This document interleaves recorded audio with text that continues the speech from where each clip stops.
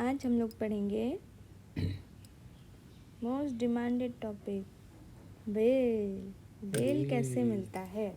ठीक है, तो सबसे पहले हम लोग जानेंगे क्या कि क्रिमिनल प्रोसेस जो स्टार्ट होता है वो कहाँ से स्टार्ट होता है, एक इन्फॉर्मेशन से, जिसको हम लोग एफआईआर बोलते हैं। ठीक है, तो एक्चुअली वो एफआईआर कोई वर्ड है नहीं, फर्स्ट इन्फॉर्मेशन रिपोर्ट है, तो वो बेसिकली एक इन्फॉर्मेशन होता है। ठीक है, और जनरली हम लोग बोल देते हैं कि हम लोग कंप्लेंट किए हैं, लेकिन कंप्लेंट होता है मजिस्ट्रेट के पास, पुलिस के पास नहीं होता। पुलिस को सिर्फ इन्फॉर्मेशन देते हैं। ठीक है, लेकिन हम लोग इंटरचेंजेबली वर्ड को यूज़ करते हैं कि पुलिस कंप्लेंट, है ना। ठीक है, तो पुलिस जब रजिस्टर कर लेती है जो भी इन्फॉर्मेशन आया, तो उसको एफआईआर बोलते हैं, फर्स्ट इन्फॉर्मेशन रिपोर्ट। ठीक है, अब एफआईआर के बाद शुरू होता है investigation. Police may need to arrest the accused और सस्पेक्ट। ठीक है, यहाँ मे है बेस्ड ऑन किस टाइप का क्राइम या फिर किस टाइप का इन्फॉर्मेशन उसको मिला है, तो police may need to arrest the accused और सस्पेक्ट। तो जब कोई अरेस्ट हो जाता है तो हम क्या बोलते हैं, ही और सी इज़ इन कस्टडी। ठीक है, दो टाइप का कस्टडी होता है, एक होता है पुलिस कस्टडी, ठीक है, एक होता है जुडिशियल कस्टडी।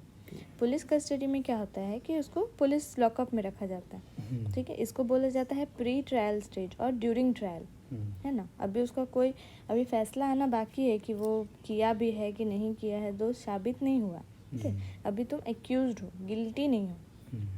जुडिशियल कस्टडी में क्या होता है, उसको तिहाड़ जेल में रखा जाता है इन द कस्टडी ऑफ जज।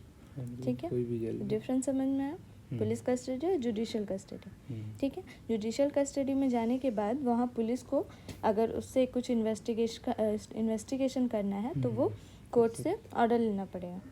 ठीक है, सो अब ये है कि जब फैसला हुआ नहीं है कि वो गिल्टी है या फिर नहीं है, तो फिर उसको कस्टडी में क्यों रखा जाता है, जब प्रूफ हो जाए तब रखना चाहिए ना। लेकिन ऐसा क्यों किया जाता है, to add the investigation, investigation में हेल्प हो, इसीलिए वो उसको सामने रखा जाता है। And to ensure that you face the law. एक होता है ना कि अगर तुम गिल्टी हो तो तुमको पता है कि ये मेरा ट्रायल हो रहा है और हम गिल्टी साबित होंगे, तो वो तुम्हारे अंदर डर रहना चाहिए। ठीक है, not to influence the witness, अगर वो बाहर रहे, लॉकअप में ना रहे या फिर जेल में ना रहे, तो he can influence the witness, may be वो बहुत पावरफुल हो, इन्फ्लुएंशियल हो। Not to tempering with the evidence. ठीक है, ये सब रीजन्स, तो ये जेन्युइन रीजन्स हैं टू अरेस्ट और टू कीप इन कस्टडी। ठीक है, कस्टडी मतलब यू टेक लिबर्टी, है ना। लिबर्टी मतलब क्या, जो आर्टिकल 21 में मेंशन है वो सब ले लिया जाता है अगर कहीं कस्टडी में है तो। ठीक है, अब हम लोग को क्या करना है, ये तो वो बात हो रही है ना कि जैसे किसी का गिल्ट प्रूव नहीं हुआ लेकिन फिर भी उससे लिबर्टी छीन ली गई है उस टाइम तक। ठीक है, तो ये एक दोनों के बीच हम लोग को एक बैलेंस बनाना होगा कि ज़्यादा टाइम तक बिना किसी दोस्त के उसकी लिबर्टी ना छीनी जाए, है ना। तो इसीलिए बोला जाता है कि अरेस्ट ओनली व्हेन नीडेड। ठीक है, only for the period of time that is needed. ठीक है, उससे ज़्यादा नहीं, वो लोग खुद ही सोचते हैं कि जल्दी से जल्दी उसकी लिबर्टी वापस कर दी जाए। ठीक, तो जस्टिस वीआर कृष्णा स्वामी ने क्या कहा था कि बेल इज़ द रूल, ठीक है, जेल इज़ द एक्सेप्शन। मतलब जेल में किसी को रखना मतलब उसकी सारी आज़ादी छीन लेना, तो ये एक एक्सेप्शन है, उसको जब तक ज़्यादा नीडेड ना हो तब तक वो नहीं करना चाहिए। ठीक है, तो restoration of liberty is called bail. Bail हम लोग बोलते किसको है, जेल से बाहर निकलना। ठीक है, यानी लिबर्टी को वापस देना, तो restoration of liberty is called bail. Bail क्या होता है, टेम्पररी रिलीज होता है from custody. Bail doesn't mean the case is over, वो कभी भी बुलाया जा सकता है, ये it's the release of person, not the end of the case. ठीक है, तो दो टाइप के होता है, दो टाइप को बेल मिलता है, एक तो दोषी नहीं है वो, एक जो दोषी है वो। तो जो दोषी है उसको क्या बोलते हैं, कन्विक्ट, जो आफ्टर ट्रायल प्रूव होता है।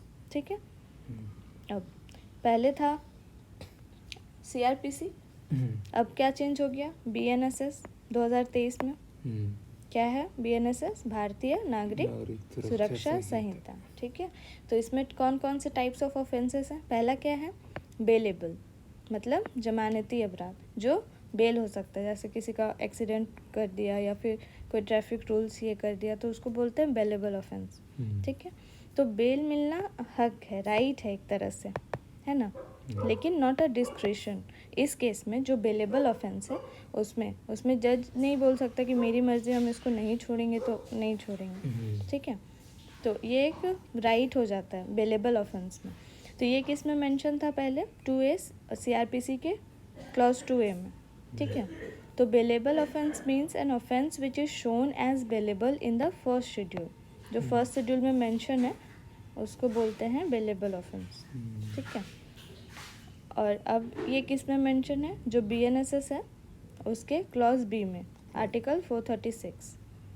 ठीक है, तो बेल इस बेसिस पे मिला जाता है, इस प्रॉमिस में मिला जाता है कि जब भी कोर्ट बुलाएगा he is promising to come. ठीक है, ये अंडरटेकिंग लिया जाता है, एक बेल बॉन्ड भराया जाता है उस पर विथ कंडीशंस कि अगर ना आए तो उसको फोरफिट जब्त कर लिया जाता है। ठीक है, अब दूसरा क्या होता है, एक नॉन बेलेबल बेल। ठीक है, नॉन बेलेबल ऑफेंस, गैर जमानती अपराध। तो इसमें बेल मिलना राइट नहीं है कि नहीं हमको मिलना ही चाहिए, ये कोर्ट्स का डिस्क्रिशन है नॉन बेलेबल ऑफेंस में, उसकी मर्जी है, वो दे भी सकता, ना चाहे तो ना दे सकता। ठीक है, तो ये CRPC के किस आर्टिकल में था, 437। तो बेल मे बी टेकन इसमें, इसके वजह से। और अभी BNS में क्या है, 480, आर्टिकल 480 में, और 483 किस मतलब 483 आर्टिकल में किसका दिया है, रेगुलर बेल का।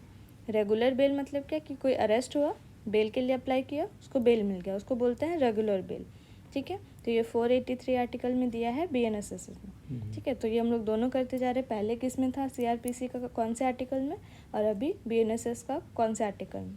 ठीक है, तो if someone has no money for bail, अगर जैसे इसमें बेल बॉन्ड होता है तो इसमें अमाउंट सारा डिटेल वगैरह लिखा जाता है। ठीक है, तो अगर किसी के पास पैसे ना हो वो बेल बॉन्ड भरने के लिए, तो उसको बोला जाता है इंडिजेंट पर्सन।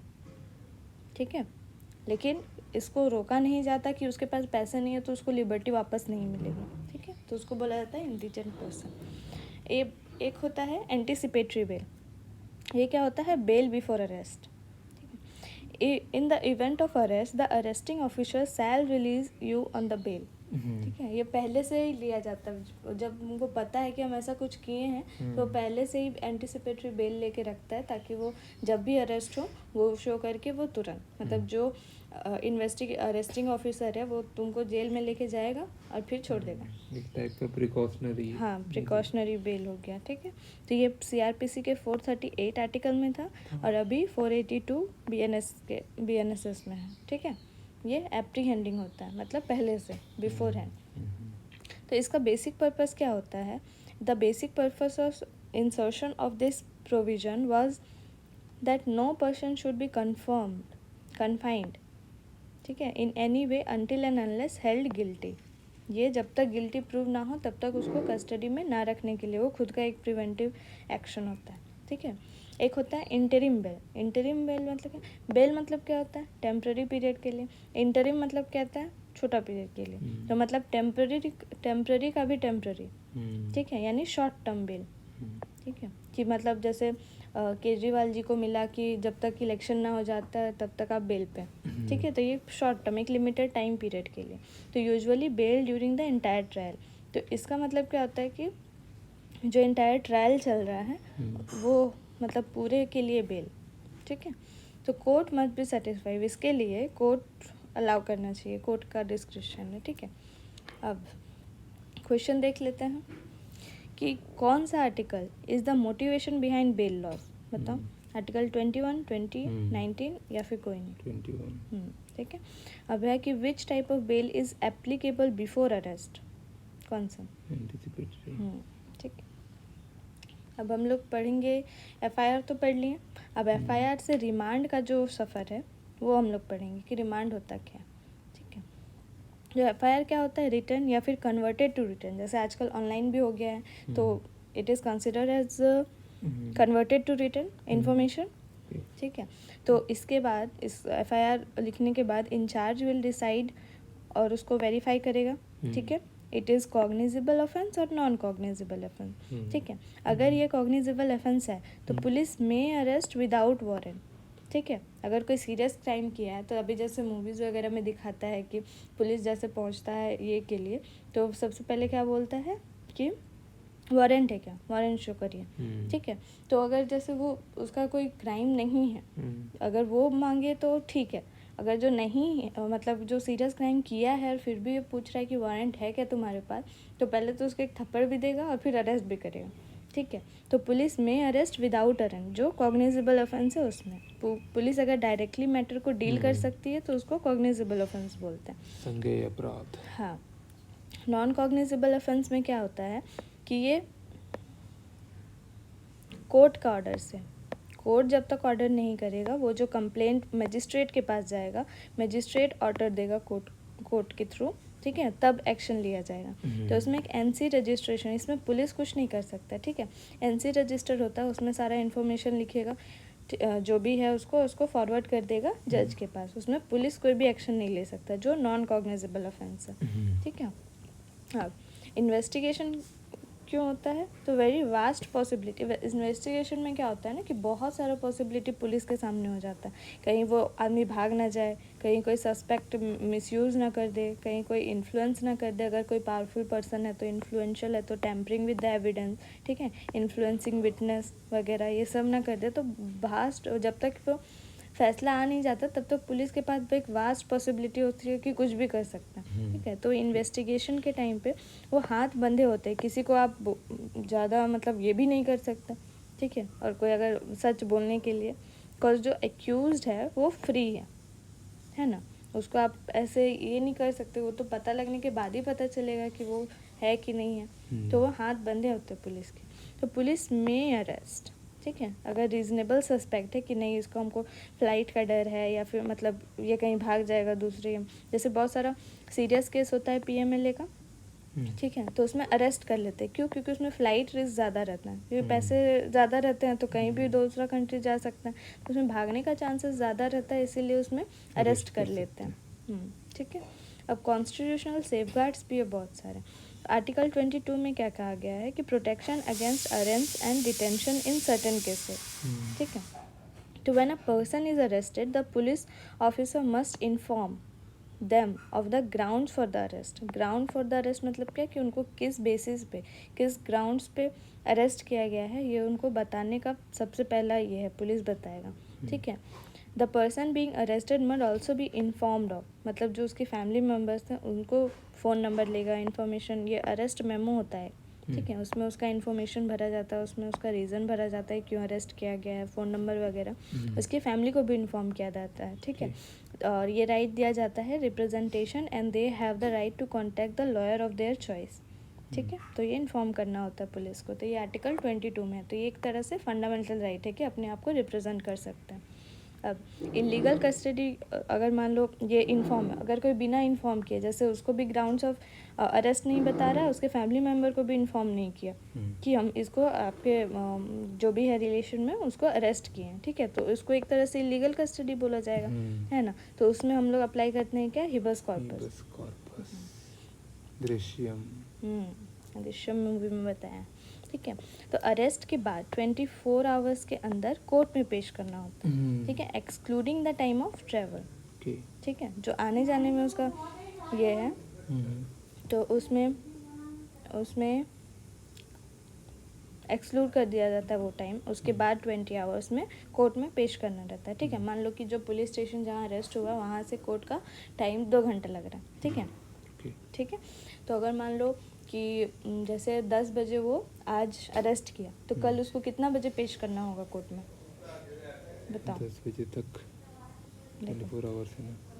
हाँ, 24 आवर, लेकिन excluding the time of travel. अच्छा, तो 2 घंटा उसको जाने में लगे, तो उसको कोर्ट में पेश होना कितना बजे, 2 बजे। ठीक है, तो ये excluding the time to travel होता है। ठीक है, अब याद क्या रखना है, the police can not detain any person in its custody for more than 24 hour according to section 57 of CRPC और आर्टिकल 22 ऑफ कॉन्स्टिट्यूशन। ठीक, It specifically prohibits a police official from detaining the arrest person for more than 24 hours in police custody. ठीक है, this period of 24 hours is exclusive of the time required for transporting the accused from the place of arrest to the court. ठीक है, अब ये भी पूछा जा सकता है कि why 24 hours? 24 hours क्यों? ठीक है, तो to prevent arrest and detention for the purpose of extracting confessions or as a means of compelling people to give information. Police के पास अगर ज़्यादा देर रह गया 24 आवर से तो कुछ भी कर सकता है सच उगलवाने के लिए. ठीक है, to protect them, to prevent arrest and detention for the purpose of extracting confession or as a means of compelling people to give information. ठीक है, to prevent police station being used as a thought that they were prison. ठीक है, ये एक तरह से उसको ये भी दूर रखने के लिए कि मेंटलिटी होता है ना कि अरे हम लोग पुलिस कस्टडी में हैं. ठीक है, तो वो अगर वो नहीं है तो एक मेंटल प्रेशर होता है, इसीलिए उसको 24 घंटे में वहाँ कोर्ट में ये करना होता है. ठीक है, to afford an early recourse to a judicial officer, judicial officer के पास जल्दी से जल्दी भेजने के लिए, independent of the police on all question of bail और डिस्चार्ज. ठीक है, इसके लिए कोर्ट भेजा जाता है. अब रिमांड क्या होता है? रिमांड का मतलब क्या होता है? To send back. ठीक है, अब जैसे ये सब बहुत क्लोज वर्ड्स हैं, अरेस्ट, डिटेंशन, कस्टडी. तो बोला जाता है every arrest is detention, every detention is not an arrest. ठीक है, अब आर्टिकल 22 में क्या है? Protection against arrest and detention. ठीक, अब police custody start with arrest of the accused. Police custody कहाँ से स्टार्ट होता है? जब वो अरेस्ट हो जाए तो तब उसका पुलिस कस्टडी चल रहा होता है. ठीक है, पहली बार कस्टडी पुलिस कस्टडी, उसके बाद आफ्टर 24 आवर्स क्या? जुडिशियल कस्टडी, कोर्ट में ले जाया जाता है जो नियरेस्ट मजिस्ट्रेट है. ठीक है, तो पुलिस में फील, पुलिस को लग सकता है कि 24 hours is not enough to complete the investigation. ठीक है, तो जब वो दोबारा मतलब उसको कोर्ट में लेके जाएगा तब वो अपील क्या करेंगे कि हमको और इन्वेस्टिगेशन करना है. ठीक है, तो हमको इसको टू सेंड बैक, हम लोग के पास कस्टडी में वापस भेज दिया जाए. ठीक है, इसको मतलब होता है हमको फिर से हवाले करना. तो police state will request the court that the accuse to be remand to custody. Remand मतलब क्या? कि कस्टडी में ही रहने दिया जाए, उसको बोलते हैं रिमांड. ठीक है, तो इसका मतलब क्या होता है? टू सेंड बैक, हवाले करना, in the custody of competent authority. ठीक है, तो कोर्ट विल आस्क वाई, क्यों? तो police will see we need more time for investigation. ठीक है, उसका फ्लाइट रिस्क हमको लग रहा है, वो टेम्पर कर सकता है, इन्फ्लुएंस कर सकता है प्रूफ को. ठीक है, उसमें या फिर वो जो एक्यूज्ड है वो इन्वेस्टिगेशन के टाइम पे उतना कोऑपरेटिव नहीं था, इसीलिए हमको ज़्यादा इन्फॉर्मेशन मिला नहीं. ठीक है, या फिर क्राइम साइट से कुछ छेड़छाड़ कर सकता है, इसीलिए हमको ज़्यादा टाइम चाहिए. तो इसको क्या बोलते हैं? Custodian investigation.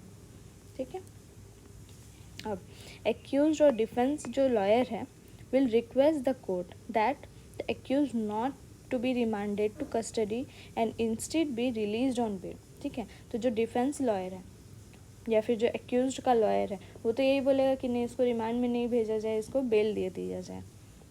ठीक है, ये जज का डिस्क्रिशन होता है. ठीक है, टू गेट बेल मतलब देना है कि नहीं देना है. अगर नहीं देना है, बेल डिसमिस्ड हो गया, यानी रिमांड गिवन, रिमांड में भेज दिया उसको फिर से, और अगर बेल दे दिया तो bell given.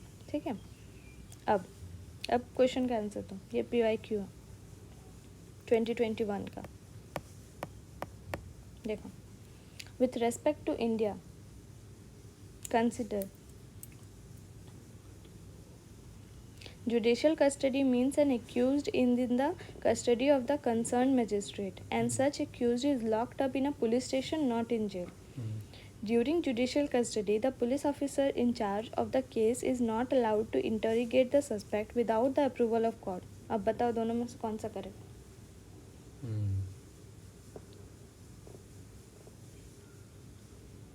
During judicial custody, the police officer in charge of the case is not allowed to interrogate the suspect without the approval of the court. पहला में गलत क्या है? Judicial custody means an accused in the custody of the concerned magistrate, and such accused is locked up in a police station, not in jail.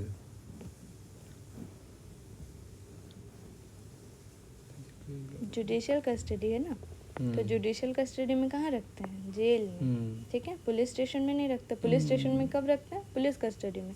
तो ये गलत है। Jail अगर यहाँ होता है, in a jail not in police station, तब ये सही होता, ठीक है। तो इसका करेक्ट आंसर हो गया 2। तो आज हम लोग पढ़े बेल,